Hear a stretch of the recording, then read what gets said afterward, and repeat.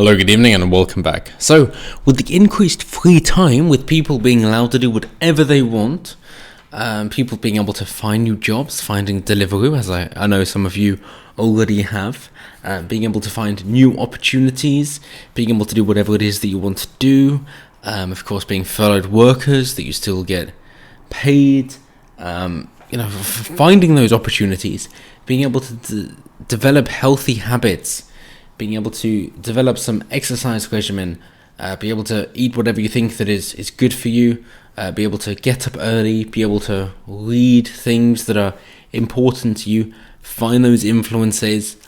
What has the response been when it comes down to personal responsibility? Well, it seems most people want their hand held. Because, as we see from BBC News, coronavirus, a significant minority finds lockdown extremely difficult, poll suggests. This poll size is a little over 2,000, and within this we have, for me at least, some quite surprising conclusions, but it does follow considering how many people are happy with the totalitarian lockdown that we are experiencing. So the research conducted by King's College London and pollsters Ipsos Mori find 15% of the population already say they are finding the restrictions very challenging, and another 14% expect they will be unable to cope within the next month. This survey was of 2,250 adults, which was conducted 1 week ago, and reveals the hardship and suffering already being experienced by some households. So, young people most affected, which is odd considering apparently the Zoomers or Generation Z are supposed to be the ones who are most technologically savvy and not going out as much, socializing as much, and instead just hiding behind their screen and socializing through the internet. In which case you would think that the quarantine didn't really have any effect because it isn't interfering with their regular interactions, but the BBC likes to point out that it is. So before we get to those youths, their conclusions, saying that half of those surveyed said they had felt more anxious and depressed than normal. Yes, so of 80% of people who self-report that they do not enjoy their job, that we've still got 50%. So even if we give them the biggest benefit of the doubt, that's still 30% of people saying that they felt more anxious and depressed than normal. So even people who enjoy their job, we include them. So the 20%, we've still got another 30% to account for, and they still feel more anxious and depressed than normal. So apparently they're doing a job that they don't want to do, that they feel undervalued for, that they think is unimportant and would rather do something else, and yet they still feel more depressed and anxious. Almost as if to say they have no idea what they're doing and still need to be told what to do, which comes back to the Stoicism Marcus Aurelius point, which is that you don't complain because if it's bad enough to do something about it, then do something about it. But if it isn't so bad that you wish to do something about it, then don't complain because it clearly isn't that bad. And yet it seems that most people just wish to try and pass off blame and say, oh, it's down to somebody else, it's not down to me. And I'm sick of that shit. So, what does it come down to? It comes down to personal responsibility.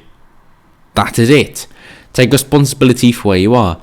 Understand that you are responsible for your social interactions. Not completely, of course not, but at least in part. And the same, because of those social interactions, goes with other interactions per se in terms of business as well. In which case, if things aren't working out in the way that you want them to, maybe it's your fault. And I'm sure I'm preaching to the choir here, but hey, everybody deserves a reminder from time to time. So we've also found, on top of that, over a third said they were having trouble sleeping. Wow, I'm not being told what to do. How do I feel? Anxious and I can't sleep. This is not a good argument for the libertarians, is it? People should be allowed to do what they want to do. Yeah, but then they feel depressed, anxious, and can't sleep. It's like, oh. Shit. And actually something more concrete here.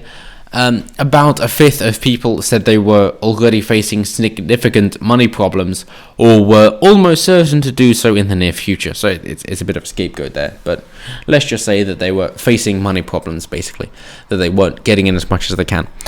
Easily solved if you were to save more so that you were prepared for the rainy days.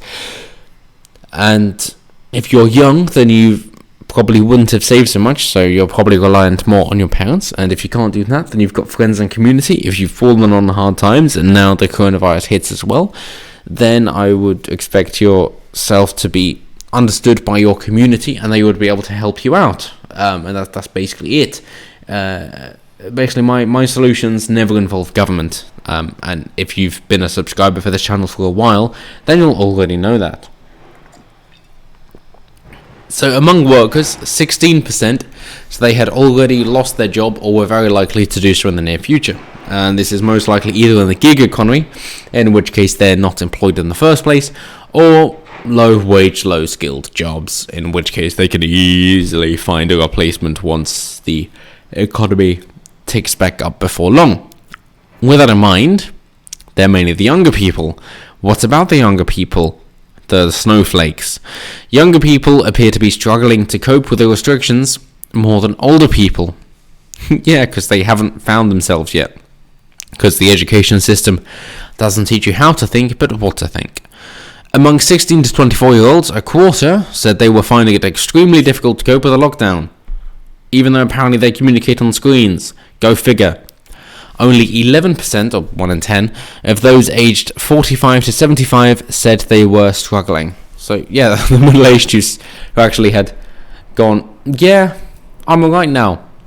I understand, because you got those stages that you're worried about other people think, basically, and then eventually you realise that nobody cared, and they were too busy focusing on themselves to give a shit about you whatsoever. And so the older people realise that, and so they're not scared about what other people think and trying to keep our public appearances because they know that it doesn't matter. And so they're not trying to go please other people and give a good outlook. They're just trying to be true to themselves and have some good quality time, in which case, yeah, they're a bit miffed that they don't get to spend their time with their friends, but that's about it. They're not so insecure. Which is what brings us on to our next point. The emotional challenges of being cooped up behind closed doors are revealed in the survey. A fifth of people said they had argued more with people in their home, and a similar proportion said they were drinking more alcohol than normal. A third said they were eating more food or less healthily than previously. Which is amazing. Honestly, it is fantastic. Historically, we had the man go out to work and the woman would take care of the home. Yes, the woman had to do some minimum wage homework, basically, and the man would actually be providing to create that house for them to live in the first place. And on top of that, also then deal with the garden, the plumbing, the electrics, and all that. So if you want to equate housework, then it is equal, but then on top of that, the man is paying for it all as well as just for the woman to get some nice stuff. So the woman has always had a better deal. Always, and I will agree with that. So if you want to get blue-pilled on me, good luck. But that has been the case.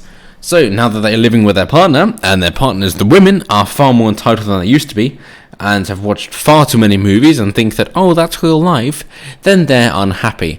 So how do the men deal with it? Well, they know that they can't lash out or do anything, so they turn to alcohol, because then they can go, oh, well, I can't feel anything anymore, nothing matters, I feel numb from the pain, and let me just get on with my life, and please stop nagging me, you are ruining my life.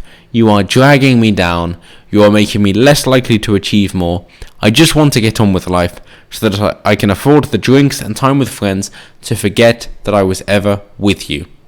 Are they going to realise that? Maybe. In the meantime, they're going to have those arguments.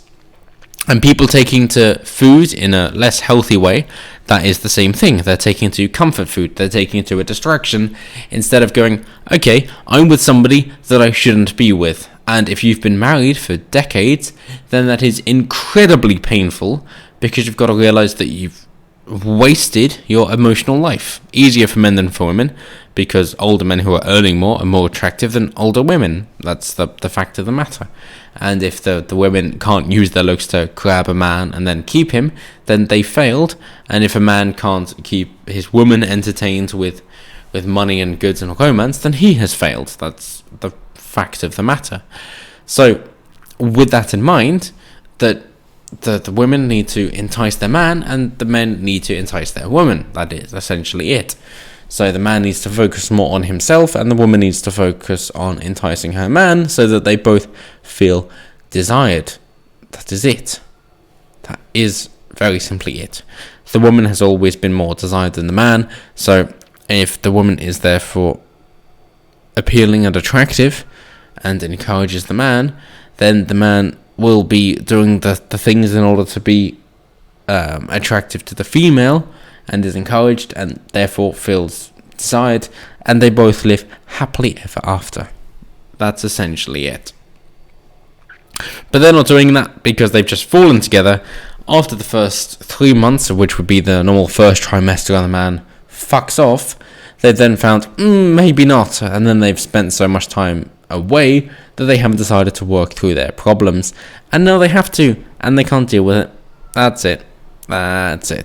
So, in good news, a majority of people, 6 in 10, said they had offered to help a neighbour, self-reporting, who gives a shit, and a half had received assistance from the local community. What does that entail? Who knows? Britain seems prepared for the restrictions to last some time, with 41% of adults surveyed expecting the lockdown to last for at least another 6 months. Wow. 4 in 10 are going, another half a year out of work, basic salary, furloughed, maybe not even have a job. Yeah. And half the population thought it would be more than a year before life returns back to normal. You've really bought into this hook, line and sinker. But, we're going to get to the conspiracy theories. This is going to be juicy. So the public seems supportive, with only 5% of people said they opposed the lockdown. Are you fucking kidding me? I guess I exist in an echo chamber more than I thought. Apparently I am in that 5% to say that I want people to have their freedoms, to know what is going on, to have the knowledge freely expressed, and then to be able to decide our own outcomes of what we think our life is worth, and not have other people decide for us. But then again, when they decide what your health service is going to be like, they get to tell you what to do as well, because that's one of your freedoms that you've given up. And I've just been born into it. But yeah, 1 in 5, 1 in 20. And 2/3 of the population strongly supporting the stay-at-home instruction. Yeah, but it's not an instruction, is it? It's a law now, because police bloody arrest you. And if you don't believe me, why don't we go to the Greater Manchester news, in where 660 parties have been shut down, with 494 of them being home parties and 166 being street parties. Yeah, they've been shut down, and you've got one woman in Bury who became the first person in Greater Manchester to be charged under the Coronavirus Act 2020. How many cases have there been in Manchester over 450,000 population? Last I checked, a couple of hundred.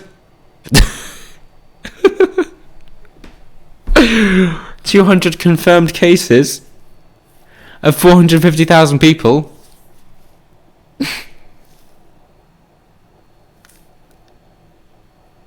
You got an arrest.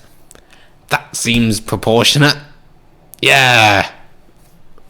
Well done, Greater Manchester. Let's not talk about the mosques that are still admitting Muslims. But, yeah, okay, this is a long video, but I'm loving it. So, a majority of people, 2/3, said they have completely followed the government guidelines on leaving the house as little as possible, with another quarter saying they have complied nearly all the time, and only 1% admit to ignoring the advice. When they say admit, it is very important because, of course, it is a self-report, so they just rely on you to be honest, and we all know how honest people are. After all, it's a multicultural test. But they say that staying away and washing your hands has actually been effective. So, well done, government. Government is good, isn't it? Yes, well done. Well done, government. We all love a bigger government. That's why the CCP was so effective in controlling their viral outbreak. Oh, wait, they failed again. But at least they killed the people responsible for trying to tell the world. Isn't that nice? Yes, BBC, let's congratulate them for that. I mean, at what point does the BBC actually have some self-realization? Instead of going, oh, maybe we're not going to be able to get the license fee paid, we're going to have to charge them for broadband instead. At what point do they think, oh, maybe we're not providing the service we were supposed to? Is there any self-realization at all happening at the BBC? So, it also appears the key messages are being understood by the public, although the survey does find a few misconceptions persist. 1 in 7 people thought seasonal flu was deadlier than coronavirus. They're about on par at the moment, and if you look year on year, February is less deadly this year than last year, but okay. And almost a third believed most people in the UK had already had the virus without realising it. Well, yes, it's very misleading when you're trying to go with different predictions from different universities using different data sets. And how many people have had it? Are there 2 separate strains, a lethal and a more survivable, moderate, mild strain? Is that the case? We don't know. You're not telling us, in which case we have to speculate because we don't know what the answer is. You're not telling us, in which case we're going to try and find the answer out ourselves using the Socratic method, just asking why and seeing what sticks. But it's getting juicier. It's getting juicier. Here's the juicy bit. A quarter believed the conspiracy theory that coronavirus was probably created in a lab. One of several conspiracy theories currently circulating on social media platforms such as Facebook and YouTube. Yes, but they've been deplatforming these views and deleting these videos, don't you know? Except, saying it's created in a lab, that goes against the official story of it being from the wet markets and coming from a bat. A bat of which wasn't in the wet markets at the time. Where was the bat then? Oh, that was in the grade 4 security labs in Wuhan, in Hubei. Oh, so we're supposed to buy into an official story which doesn't make any sense whatsoever. So how the hell are we the conspiracy theorists? It seems that, yes, you look into something and now you're a conspiracy theorist. I said, well, if you tell the truth, then you might persuade more people, and then we would actually be called conspiracy theorists, because they'd have the answers, and we'd be making up a load of nonsense. But when you haven't got the answers, and we can defute that easily, then, maybe, we're not the conspiracy theorists, seeing as your conclusion is based on something that is blatantly not true. Doesn't that make you a conspiracy theorist, that there was some ethereal bat somewhere in the wet markets that nobody knew about that spread the virus, when the the World Health Organization was saying that, oh, the human-to-human transmission doesn't exist, because they were just playing into China's hands. Is that what we're going to play at BBC? Is that really what we're going to play at? Are you going to be supporting the Chinese supporting World Health Organization? Is that really the sword that you want to die on? Is that really the mountain that you want to die on? Is that really the position you want to take and stick by? I mean, probably not. If we're looking at any other left-leaning outlets, then they don't stick with their positions. But that is the position that they're taking. That, apparently, if you don't believe the official story, which has no grounding in reality whatsoever, you're a conspiracy theorist. Enjoy! Go look at Stefan Molyneux's videos if you want to know more about that. So, a service like this can also help the government identify areas where their messaging is not as clear as it needs to be. One finding that may give officials cause for concern is that 2 in 5 think they should be shopping little and often to avoid long queues, when the advice is only to go out shop for basic necessities and as infrequently as possible. Yep, except you have been very misleading in this, haven't you? Because you're saying, don't stockpile. Okay, Then we'll go out little and often? No, only for necessities. But we shouldn't stockpile. No. So we should go out, just get the basics, and then go out as soon as we need to again? No. Oh. Okay. That's why they add the to avoid long queues. Just to try and push their agenda. Dirty smear merchants. Only 12% of people agreed that too much fuss was being made about COVID-19. I'm 1 in 12. Brilliant. Lad's not 14. Oh god. During the swine flu epidemic in 2009, 55% of people thought the response to that virus was over the top. Right. And not now. Well, it seems like they're all subservient. Well done, government. You've got your subservient underclass. What's your next step? The survey also asked people about the government's handling of the crisis. While 58% of people thought ministers had adapted well to changing scientific and other information, 42% thought the response had been confused and inconsistent. So, science, a layman's definition, is creating models based on past experience in order to predict future outcomes. That is what science means. But, unfortunately, because it has become so politicized and you can't trust outcomes, it is no longer that. It is essentially, what are we trying to prove? Let us support that. It is what the scientists used to say about 10 years ago about atheists. That atheists would say, hey, I believe in God, how can I support it? Where scientists would say, where does the evidence lead? They would say that is the difference. However, now we have found that science is too politicized and people are looking for their confirmation bias, and therefore they just try to search for things that confirm their hypotheses and don't look any further in order to dispute what they're trying to say. And then when they're trying to be peer reviewed and they go into that study, then of course any dissenters are cut out from the program, as we found with climate change in particular, of course, hence the 97% consensus, which is utter bullshit, but look back through the catalogue if you're interested in that.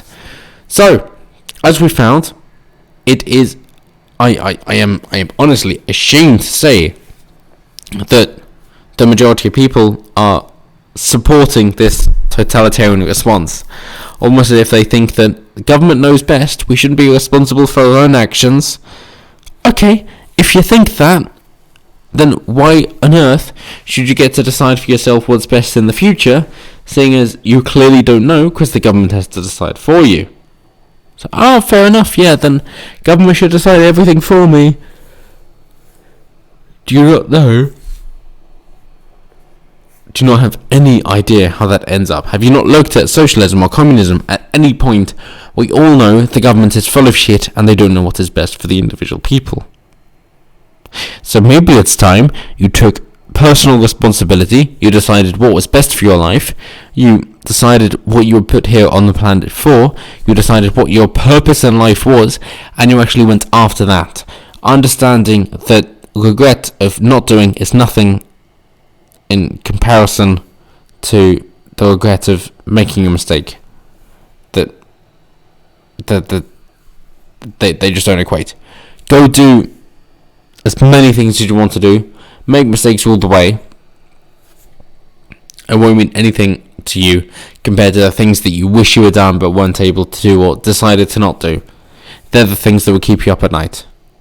And that's why Bill Burr says, in terms of being a comedian instead of getting a safe job, that the risky idea of sleeping on a futon, going around performing these stand-up routines, not knowing what's going to happen, compared to just getting a regular job and supporting your wife and family, and that's the safe version. But then you're always wondering, what could have happened if I took a chance on my dreams? That is the risky job, because you're going to tear yourself apart. Whereas the safe job, in the long run, is the risky one in the short term, of actually taking a chance to think that you're going to make it. Because at least then you know the answer.